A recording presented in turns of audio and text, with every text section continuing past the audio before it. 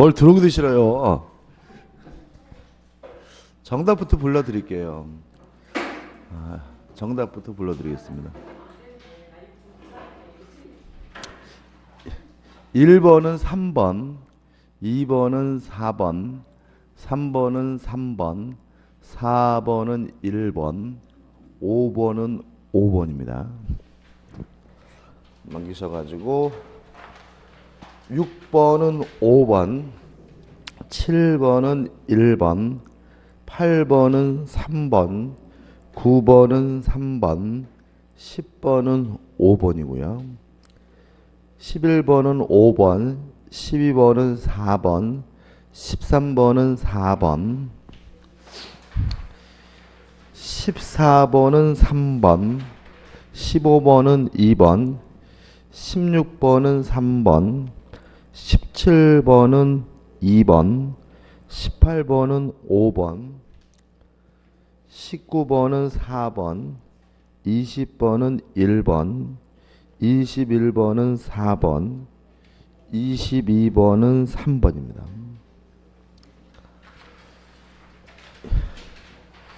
23번은 5번, 24번은 3번, 25번은 1번, 26번은 4번, 27번은 2번, 28번은 4번, 29번은 4번, 30번은 1번,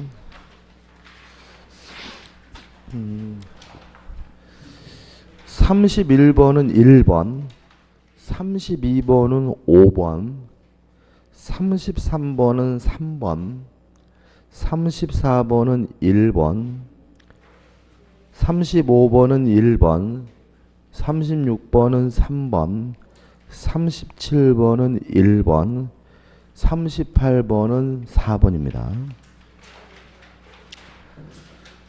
39번은 3번, 40번은 5번입니다.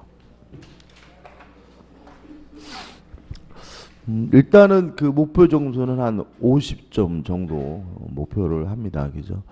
물론 여기서 60점을 넘고 70점이 넘으면 참 좋은데, 그럴 수도 있겠지만, 한 50점 정도는 나오셔야 되지 않을까 하는 생각이고요. 근데 이제 이게 오늘은 뭐 40점 맞고 다음 주에는 뭐 50점 맞고 이러지는 않더라고요. 그래서 제가 이렇게 보면 꾸준히 한 50 정도 유지하시면 충분히 합격하실 수 있어요. 근데 또 넘는 게 좋죠. 1번부터 풀어보자. 신의 성실에 관한 다음 설명 중 틀린 것은 1번. 사정이 변경됐다는 이유로 해제는 못해요. 해지는 가능합니다. 따라서 판례는 계속적 보증에 관하여 사정 변경의 원칙에 의한 해지를 인정한다. 맞는 질문이고요. 2번. 통소는 권리 행사가 신의 측에 반하면 권리 남용이 된다는 입장이다. 이런 거 맞고요. 한 가지 참고할 것은 이렇게 통설이다 이렇게 학설이 나올 때는 무조건 답 아니에요.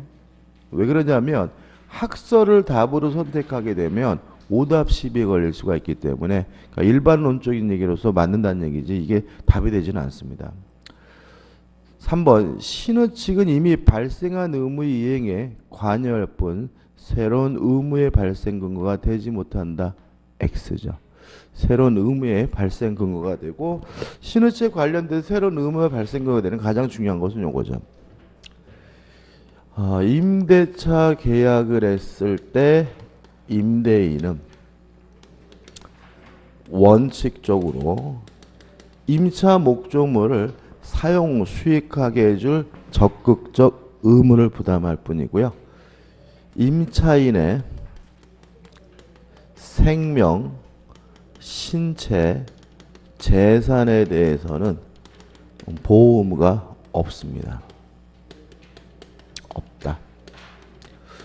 그럼 항상 보호 의무가 없느냐? 아닙니다.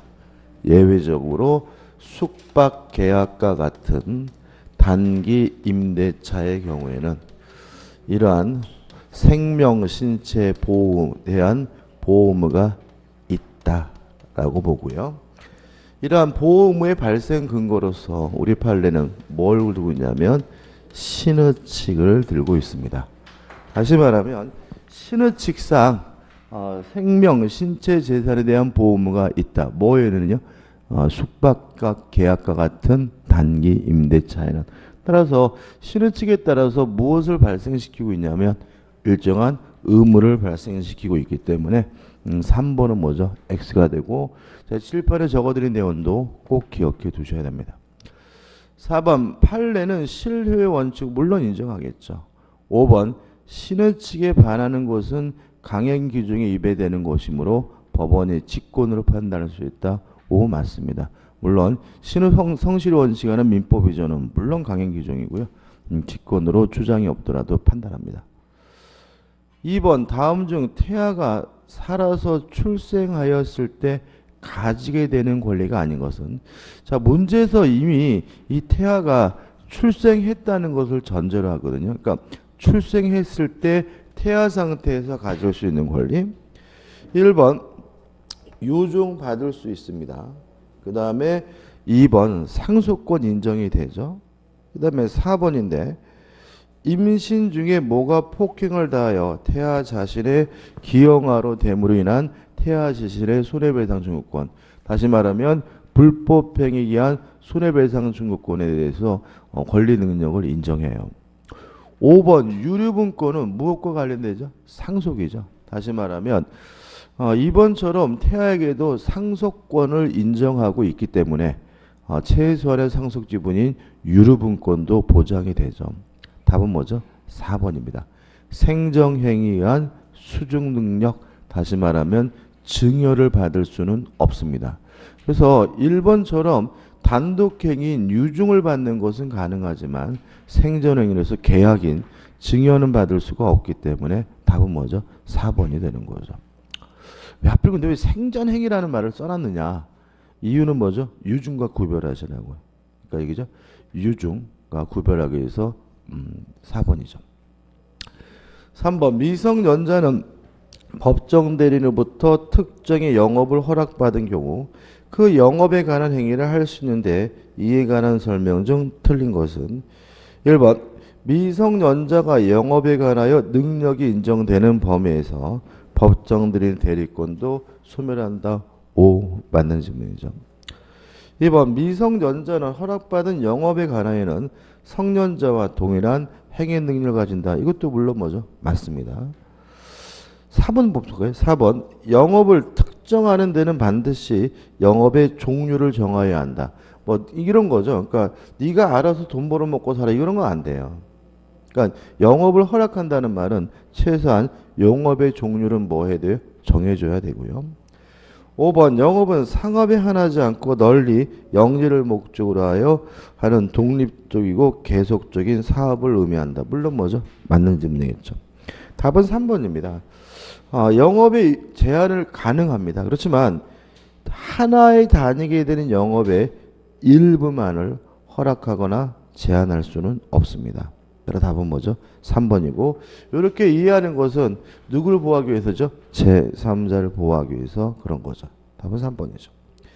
4번 부재자 자신이 관리인을 두지 않은 경우에 자녀재산 관리에 관한 설명 중 틀린 것인데 이런 것들도 우리가 짜증이 참 많이 나거든요. 알면서도 오답을 선택할 수가 있는데 다시 말하면 법원이 선임한 부재자의 재산관리인이 뭘 할 수 있는지는 민법 118조에 의해서 결정되는데 첫째, 보존행위 할 수 있고요. 성질이 변하지 않는 범위 내에서 이용행위와 계량행위를 할 수가 있습니다. 따라서 1번이 X죠. 처분행위가 들어가 있잖아요. 그죠? 실제로 만약에 선임된 관리는 부재자의 법정 대리인으로서 재산의 보존행위, 이용행위, 처분행위를 할 수 있다. 명백히 뭐죠? X고. 뭘 할 수 있어요? 보존행위와 성질이 변하지 않는 범위 내에서 이용 계량행위고 만약에 처분행위가 없어요. 보존행위, 이용행위를 할 수 있다. 이렇게 나와 있어요. 그럼 맞는 지문이 틀린 지문이에요? 그래도 틀린 거죠. 왜냐하면 이용행위도 무조건 다 하는 게 아니잖아요. 성질이 변하지 않는 범위 내에서 뭐죠? 이용행인 거예요. 그죠? 그래서 만약에 밑도 끝도 없이 그냥 이용행이다 그럼 뭐죠? X인 거죠. 그죠? 그래서 1번은 명백히 X예요. 나머지 것들 2번 선량한 관리자로서의 주의로서 직무를 처리해야 한다. 5죠. 우리가 민법상 주의 의무는 선관 주의 의무가 있고 자기 재산과 동일한 주의 의무가 있고요. 원칙은 다 뭐예요? 선관 주의 의무고 자기 재산과 동일한 주의 의무는 딱 두 가지밖에 없어요. 친권자와 무상 임치 계약의 수취인입니다. 요 두 가지를 제외하고는 다 뭐예요? 선관 주의 의무고 개념은 자기 재산보다 뭐죠? 더욱더 소중하게 주의해야 될 의무가 뭐죠? 선관 주의 의무입니다. 친권자는 미성년자의 재산을 어느 정도의 주의 의무예요? 자기 재산과 동일한 주의 의무. 물건을 보관해 주는데 무상이면 꽁꼬로 보관해 주면 자기 재산과 동일한 주의 의무고요. 이걸 제외한 나머지 모든 주의 의무는 싹 예 없이 다 뭐예요?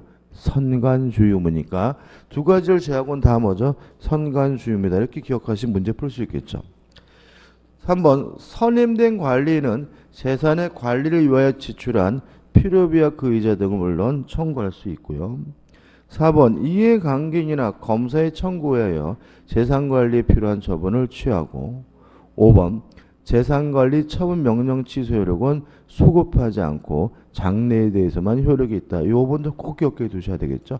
다시 말하면 취소라고 법에 규정도 있지만 우리 판례는 이걸 뭐로 이해하는 거죠? 철회로 이해한다. 그래서 5번도 맞는 지문이고 답은 1번이죠. 근데 이런 문제 틀리시는 거는 왜 틀리냐면 그 1번을 쭉 읽었단 말이죠. 근데 처분행위가 눈에 안 들어왔어요. 그죠? 그러면 어떻게 해요? 밑에 걸 봐요. 밑에 걸 보면 이제 어떻게 해요? 답이 없잖아요. 그러면 이제 다시 또 1번을 봐요. 근데 참 우리 뇌라는 게 참 신기해가지고 처음에 잘못 보면 다시 보더라도 그게 안 보여요. 그래서 원래 그 책 같은 거 교정할 때도 본인이 쓴 글은 본인이 교정하면 안 돼요. 왜냐하면 잘못 쓰거나 잘못 인식을 하면 아무리 쳐다봐도 누가 가르쳐주지 않는 한 이게 눈에 안 띄거든요. 그래서 빨리 풀어야 된다는 것이 빨리 읽어야 된다는 말은 아니에요.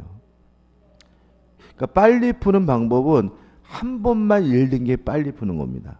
그러니까 우리가 보통 시간이 많이 걸리는 문제의 특징이 읽는 속도도 문제지만 자꾸 문제를 여러 번 보시는 경향이 있어요. 그래서 시간이 많이 가거든요. 근데 여러 번 보면은 한 번 잘못 본 거는 여러 번 봐봐야 의미가 없거든요. 그래서 조금 오히려 한 번 보겠다는 마음으로 문제를 처음 읽으실 때는 조금 속도를 뭐죠? 줄일 필요가 있어요. 그래서 아무리 여러 번 읽어도 처음에 잘못 보면 엉뚱하게 인식이 되니까 조심하셔야 돼요. 5번입니다. 법률행위 관한 옳은 설명을 모두 고른 것은 기억. 법률행위가 효력 요건을 갖추지 않더라도 당사자가 의도한 법률 효과는 발생한다. X겠죠. 그러니까 효력 요건을 갖춰야 뭐죠? 유효한 거죠. 당연한 얘기입니다. 2번 법률행위의 규범적 해석은 당사자의 내심적 의사가 가지는 주관적 의미를 확정하는 것이다. X입니다. 규범적 해석은 누구 입장이죠? 상대방 입장. 다시 말하면 표시행위의 객관적 의미를 확정하는 거죠. 디귿번 대리권 수요행위는 위임장을 작성 교부하지 않더라도 성립하는 불요식행위이다. 5죠. 또 실제로 우리 민법은 다 뭐죠? 불요식행위입니다. 법인 설립 정도만 빼고.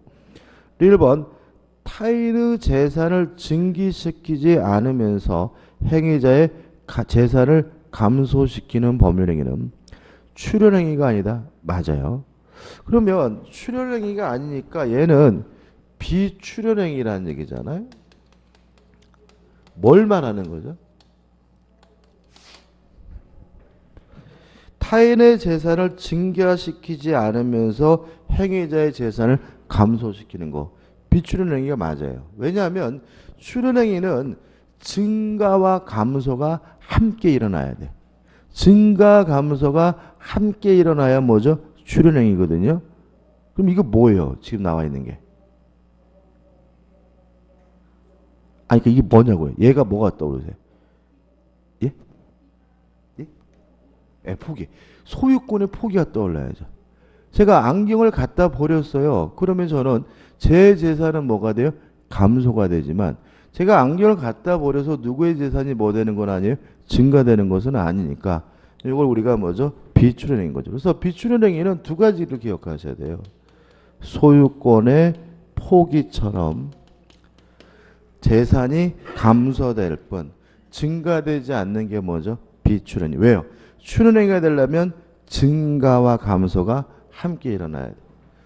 그 다음에 대리권의 수요도 비출현행입니다. 왜냐하면 대리권의 수요는 증가도 없고 감소도 없고 아무런 재산에 뭐가 없어요? 변동이 없으니까요.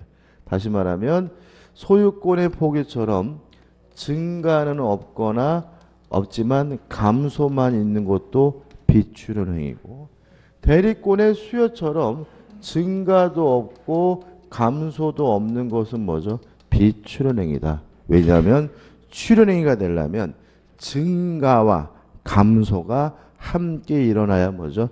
출현행이니까요. 답은 5번입니다. 6번입니다. 갑은 자신의 X부동산을 을에게 매도하고 계약금과 중도금을 지급받았다. 그 병이 갑의 배임행위에 적극 가담하여 갑과 X부동산에 대한 매매 계약을 체결하고 자신 명의로 소유권 이전 등기를 마쳤다. 틀린 걸 찾고요. 이중 매매에 관한 문제임을 알 수 있죠. 그러면 이런 거죠. 갑이 을과 만나가지고 매매 계약을 하고 갑이 병과 만나서 매매 계약을 했는데 병이 이러한 갑의 배신행위에 뭘 했죠? 적극 가담을 했고 갑에서 병으로 뭐가 이루어졌습니까? 이전 등기가 이루어졌다. 그러면 이중 매매는 원칙적으로 유효하지만 제2매수인이 아는 것을 넘어서 뭐하면요? 적극 가담하면 그때는 반사회적 법률에서 뭐가 돼요? 무효가 되니까 갑과 병 간의 매매도 무효고 무엇도 무효죠? 등기도 무효죠. 그죠? 1번. 을은 병에게 소유권 이전 등기를 직접 청구할 수는 없다. 5죠. 왜냐하면 병은 갑과 매매 계약을 하고 이전 등기해달라 요구할 수 있는 뭐만요? 채권만 있는 상태고요. 요 채권은 누구한테만요? 갑한테만. 따라서 어떻게 돼요? 갑을 대의해서 병의 등기에 대해서 말소를 청구해야 되므로 1번은 X죠. 2번. 을은 병에 대하여 불법 행위를 이유로 손해배상을 청구할 수 있다. 자, 2번은 대의한다는 말이 없죠. 직접 손해배상을 청구한다 그랬죠. 왜요? 이게 맞거든요. 원래 채권은 누구한테만 청구할 수 있는 거예요? 채무자에게만 청구할 수 있고 채권은 다른 사람이 청구하지 못하는 거잖아요. 그러면 요 매매 계약을 하고 이전 등기해달라 요구할 수 있는 이 채권의 채무자 누구죠? 갑이죠. 그럼 갑에게만 요구할 수 있으니까 갑을 어떻게 해요? 대의하는데 병이 불법 행위를 해서 을에게 손해를 끼쳤어요. 누가 누구한테 손해를 끼친 거예요? 병이 을에게. 그러면 을이 뭐예요? 채권자고 병이 뭐인 거예요? 채무자인 거죠. 굳이 이때는 뭐 할 필요 없어요? 대의할 필요가 없는 거죠. 불법 행위를 한 병에게 직접 뭘 청구합니까? 손해배상을 청구하기 때문에 2번은 뭐죠? 맞는 질문입니다. 다시 말하면 병이 지금 적극 가담했기 때문에 불법 행위에 대한 손해배상 채권이 을에게 생겼고 그 채무자는 누군 거죠? 병인 거죠. 따라서 직접 갑니다. 3번. 갑은 계약금의 배액을 상환하고 을과 체결한 매매 계약을 해지할 수 없다. 맞나요? 자, 계약금을 이유로 계약을 해지하려면 중도금 지급 전까지만 할 수 있죠. 그죠? 그죠? 지금 문제에서 뭐라고 했어요? 계약금과 중도금을 지급받았다라고 나와 있죠. 근데 실제로 우리가 이중매매가 나오면 일반적으로 중도금을 지급했다 아니면 매매 대금이 전부 지급되는 말이 꼭 들어가요. 만약에 계약금만 수수가 된 상태면 갑이 을과의 계약금을 이유로 계약을 뭐 할 수 있어요? 해지할 수 있고. 그러면 이중매매 논리 자체가 성립되지 않습니다. 아무튼 답은 아니고. 4번 병명의 등기는 갑이 추인하더라도 유효가 될 수 없다. 맞나요? 맞죠? 왜 무효죠? 반사회적에서 무효죠. 반사회적 법률은 뭐 할 수 없습니까? 추인할 수가 없죠. 따라서 맞네요. 5번 만약 선의정이 X부동산을 병으로부터 매수하여 이전 등기를 받은 경우 정은 갑과 병의 매매계약 유효를 추정할 수 있다. X입니다. 절대적 무효죠. 반사회적 법률 무효는 제3자가 선이라 하더라도 뭐 받지 못하죠? 보호받지 못하므로 답은 뭐죠? 5번이 되는 거죠. 어떻게 보면은 이중매매 가장 전형적이고 가장 손쉬운 문제죠. 다 맞으셨죠? 이게 이제 문제별로 몇 분이 맞았는지는 통계가 있으면 좀 편한데, 아니 좀 좋은데. 7번 비진이 표시 관한 설명으로 틀린 것은, 자 우리가 제가 진이 아닌 의사 표시와 통정어의 표시하면서 외우자기 한 게 있어요. 타인의 이름으로 대출을 받는 것은, 이게 외우자 그랬죠.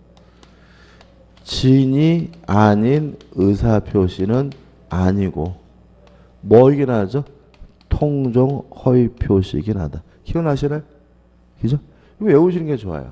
타인의 이름으로 대출 받는 것은 뭐는 아닙니까? 진이 아닌 의사 표시는 아니고요.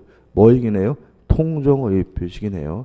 왜 그런지 이유를 제가 수업 시간에 설명드렸지만 뭐 지금 이 시점에서 이유까지는 필요가 없고요. 꼭 암기해 두시기 바라고. 따라서 1번 대출 절차상 편의를 위하여 명의를 빌려줬죠. 그럼 이건 뭐예요?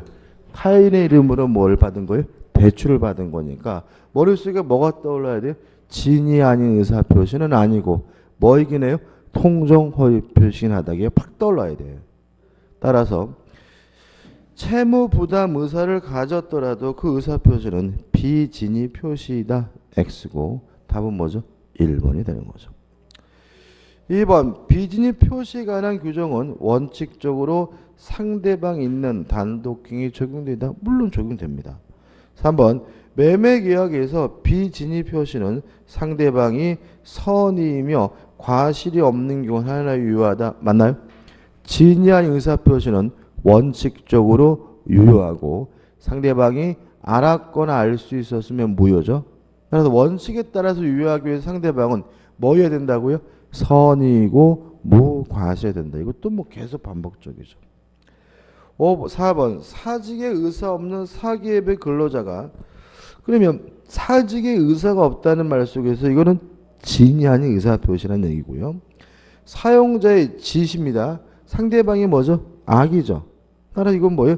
진이 아닌 의사 표시로서 무효예요. 따라서 어쩔 수 없이 일괄 사직서를 제출하는 형태의 의사 표시는 비진이 표시이다. 맞는 질문이고 이미 답이 나와 있어요. 사직 의사 없는 사기업의 근로자가죠.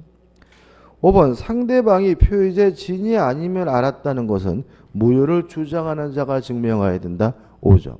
왜냐하면 진이 아닌 의사 표시는 원칙이 유효합니다.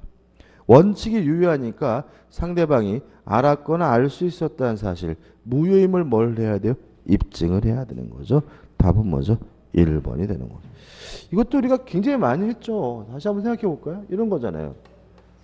갑이 증여하겠다고 하면서 갑이 을에게 이전 등기를 해줬는데 이 증여가 만약에 비진이 표시였다면 원칙은 뭐죠? 유효하기 때문에 을은 뭘 갖게 돼요? 소유권을 갖게 되고, 다만 을이 알았거나 알 수가 있었으면 무효니까 을은 뭘 갖지 못하죠? 소유권을 갖지 못한다. 여기서 첫 번째 주의하실 것은 또는이죠. 알아도 무효고 알 수 있어도 무효니까 원칙에 따라서 을이 소유권을 취득하려면 뭐 해야 되죠?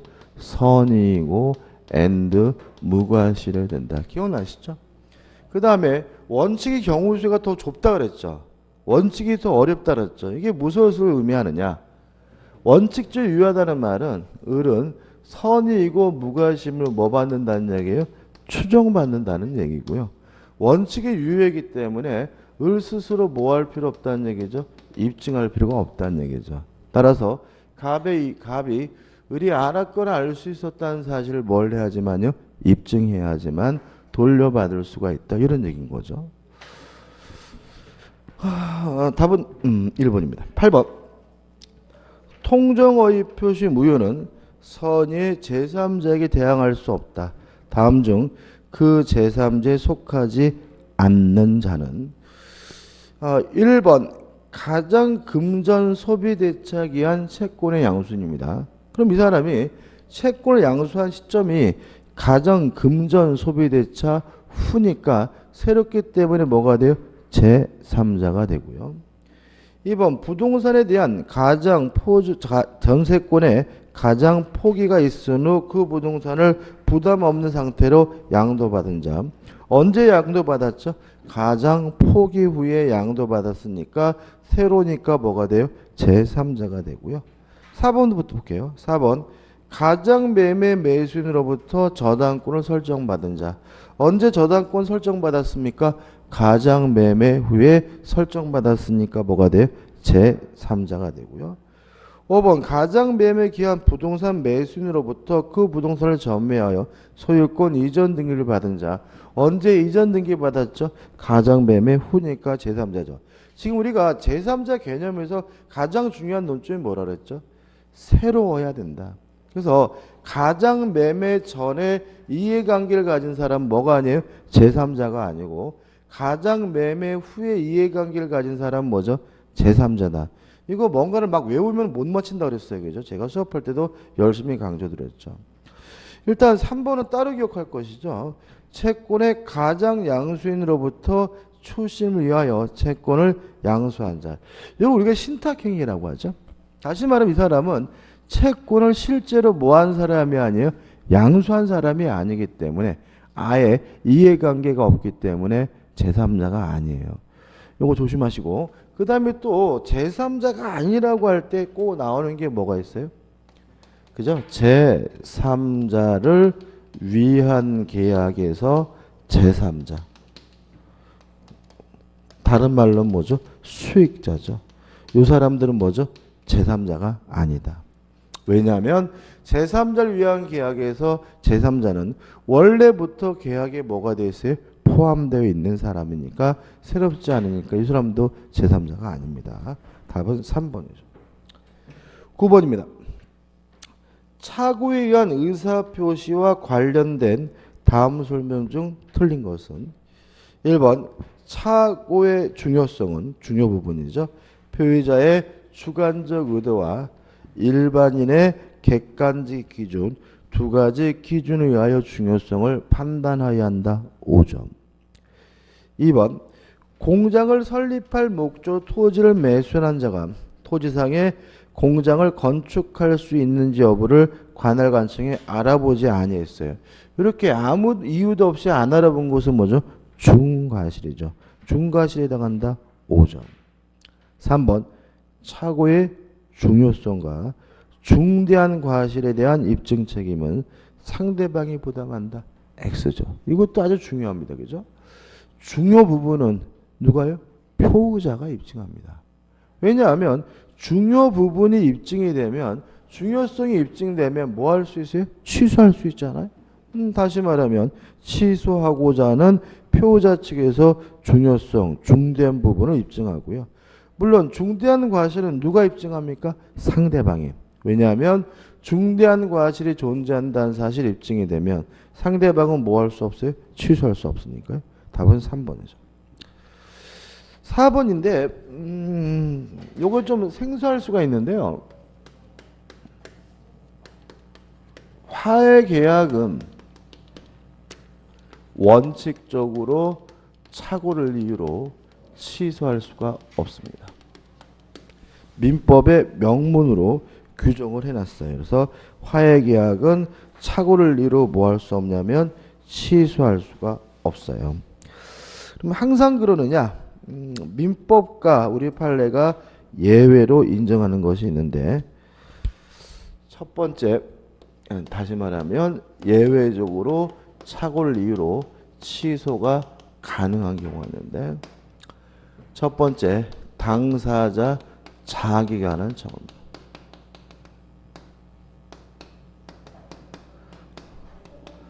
두 번째 분쟁 이외의 사유입니다. 사유에 관한 착오는 착오를 이유로 뭐 할 수 있냐면 취소할 수 있어요. 당사자 자격이라는 말은 뭐냐면 화해 계약할 당사자가 아닌데도 불구하고 화해 계약한 경우에 다시 말하면 합의할 필요가 없는데 합의한 경우를 우리가 당사자 자격에 관한 착오라고 하고요. 지문에 나와 있는 내용이 그겁니다. 보시면 채권에 관한 분쟁을 종결시키기 위해 화해한 경우에 그 채권이 이미 소멸했어요.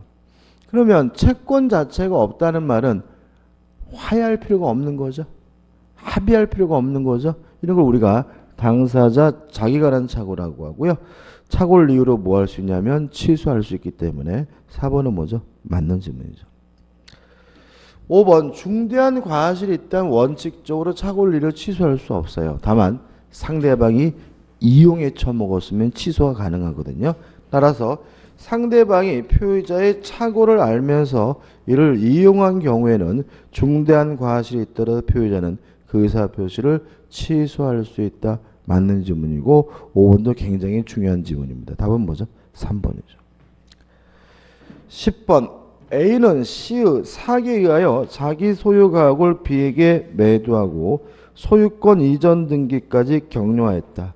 그 이러한 사실을 모르는 D는 B로부터 다시 그 가옥을 매수하였고 소유권 이전 등기까지 마쳤다. 그 다음에 옳은 걸 찾는 거죠. 그럼 보시면 이게 굉장히 간단한 문제입니다. 지금 A와 B가 매매 계약을 했어요. 왜 매매 계약을 했냐면 C가 A에게 뭐예요? 사기를 치는 경우에 A가 B에게 이전 등기를 해줬고 B가 D에게 팔아먹고 D에게 이전 등기를 해줬거든요. 근데 여기서 키가 뭐냐면 D가 선이라고 나와 있죠. D가 뭐라고요? 선이. 문제 뭐라고 나와 있죠? 이러한 사실을 모르는 D예요. 그죠? 그러면 D의 입장에서는 요 매매 계약이 취소가 되든 안 되든 신경 쓸 필요가 없죠. 그죠? 상대방이 알았거나 알 수 있었다는 이유로 A가 B와의 매매 계약을 뭐 했어요? 취소한다 하더라도 누구한테는 대항하지 못해요? 선의의 제3적인 대항하지 못하니까 D 입장에서는 취소할 수 있는지 없는지는 따질 필요도 없고 이 문제 자체가 취소를 할 수 있는지 없는지를 따질 필요가 없는 문제예요. 답은 뭐죠? 5번이죠.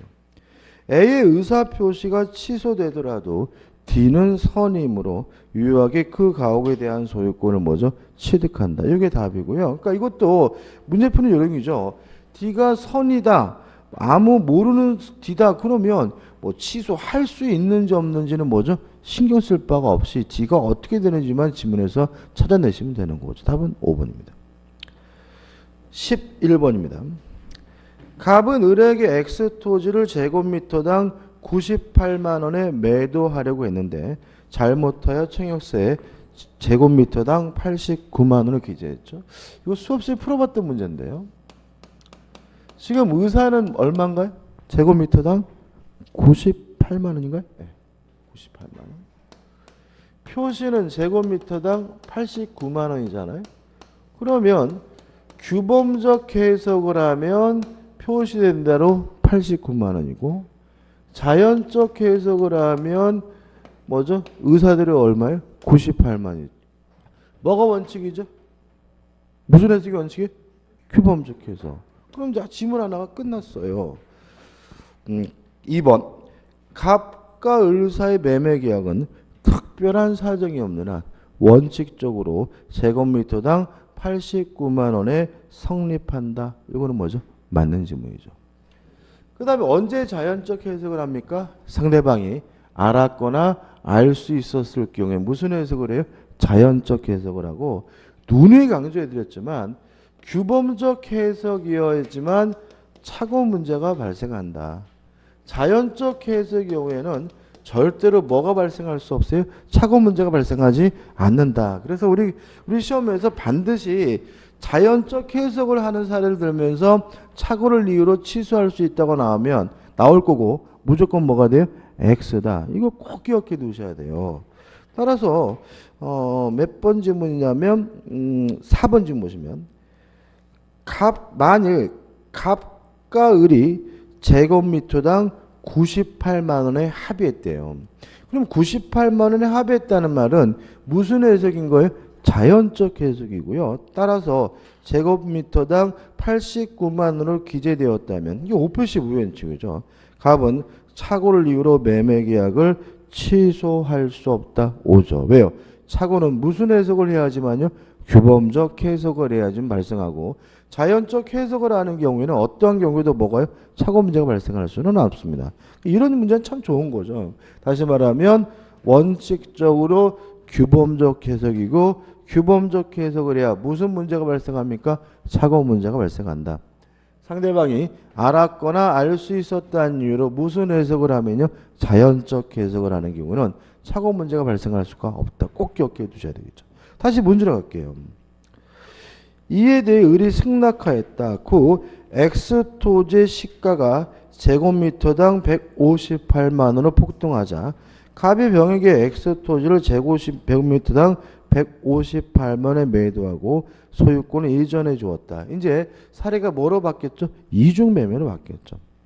틀린 것은 1번 을은 갑과 병사의 매매 계약을 사기를 이유로 취소할 수 없다. 맞겠죠. 왜요? 문제에서 아무리 봐도 기망, 속였다는 말은 없습니다. 사기는 아니죠.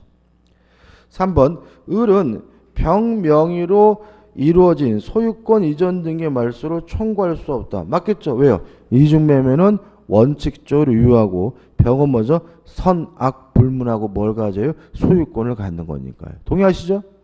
5번 만일 갑의 배임행이 적극 가담한 병이에요.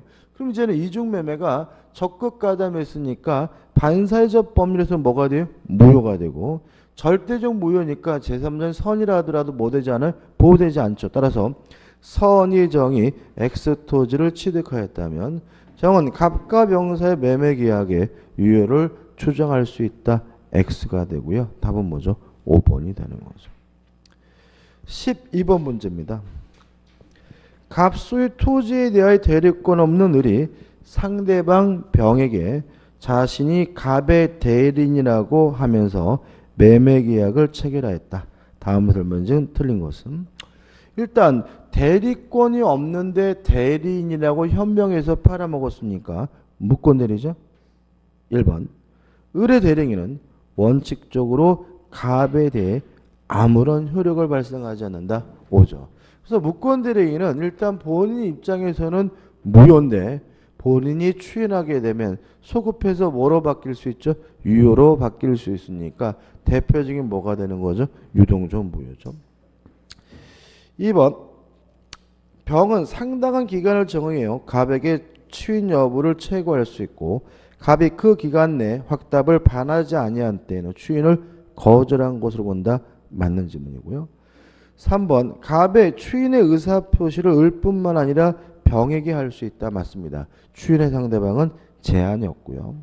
4번 을이 대리권을 증명하지 못하고 갑의 추인을 얻지 못한 때는 을은 자신의 선택에 따라 병에게 계약의 이행 또는 손해배상의 책임이 있다. X. 이행을 청구할 것인지 아니면 손해배상을 청구할 것인지는 누가 선택합니까? 상대방이. 따라서 무권되는 을이 선택한다는 질문은 X고요. 답은 뭐죠? 4번이 되는 거죠. 5번 갑을 상속하게 된 을은 병으로부터 토지를 매수 이전 등을 격려한 정에 대하여 대리행위의 무효를 이유로 등기 말소를 청구할 수 없다. 5죠. 금반원의 원칙이죠. 아버지가 생존에 계시기 때는 팔겠다고 했고 아버지가 돌아가시 나서는 안 팔겠다고 하는 것은 반대되는 언행이기 때문에 허용되지 않습니다. 답은 4번이 됩니다.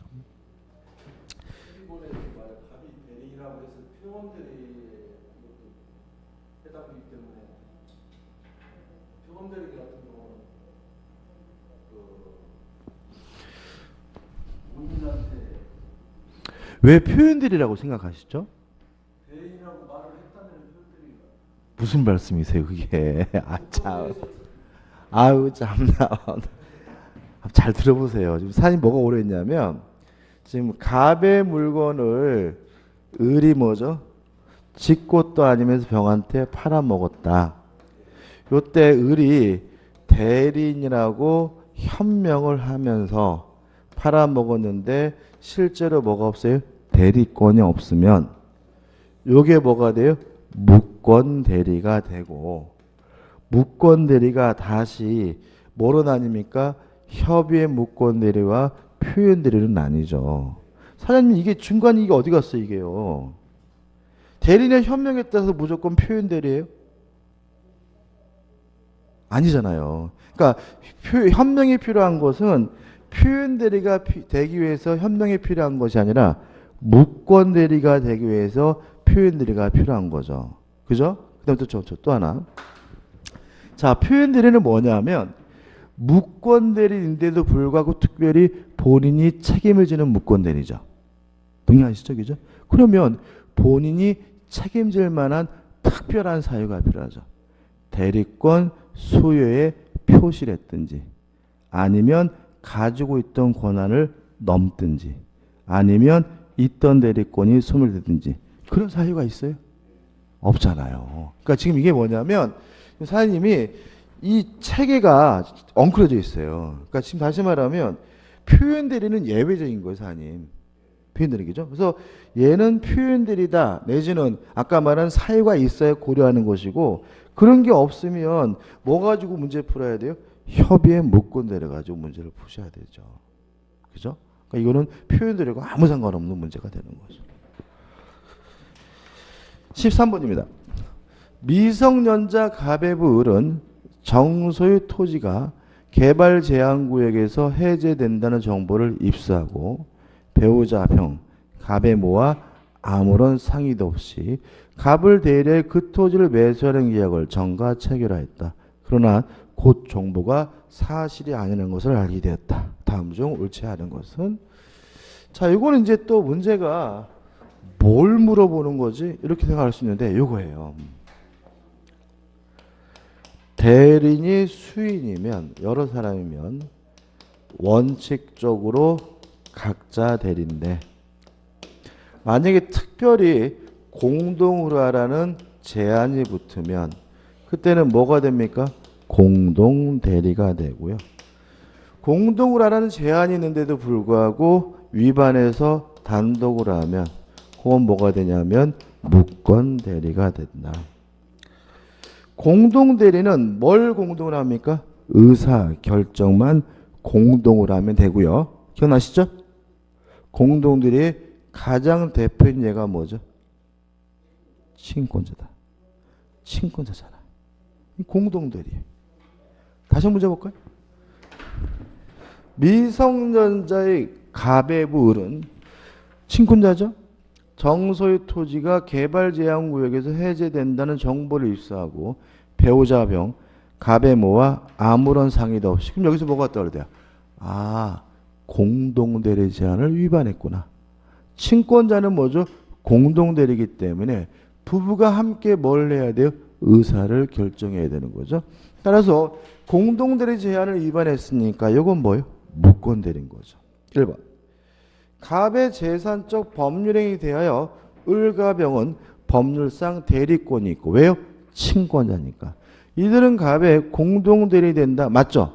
1번은 지문이 아니라 힌트예요. 그러니까 여러분들이 친권자가 공동대리라는 생각을 끄집어내지 못하실까 봐 뭐죠? 다시 한번 상기시키주는 힌트인 거죠.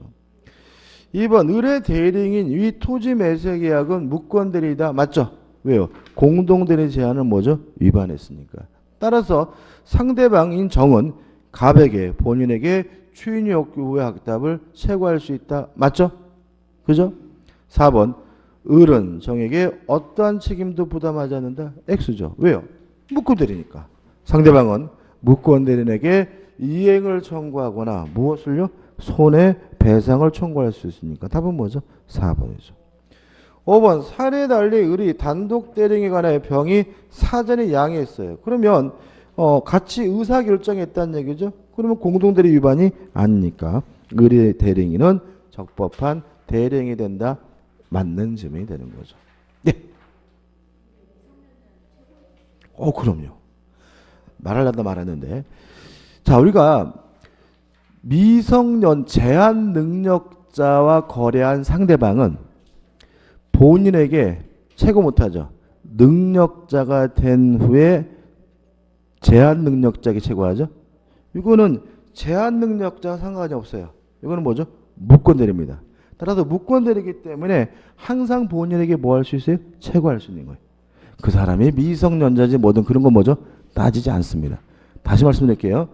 제한 능력자와 법률행위를 경우에 그 상대방이 추인 여부에 대해서 최고할 때는 본인이 능력자가 된 후에 되는 거잖아요. 그거는 뭐예요? 제한 능력자의 법률행위 제한이에요. 요거는 뭐예요? 무권대리 문제입니다. 그러한 제한이 없다는 거 다르는 거니까 조심하셔야 돼요. 말씀드릴까 하다가 말씀을 드렸는데 좀 쉬었다가요. 14번부터 보도록 하죠.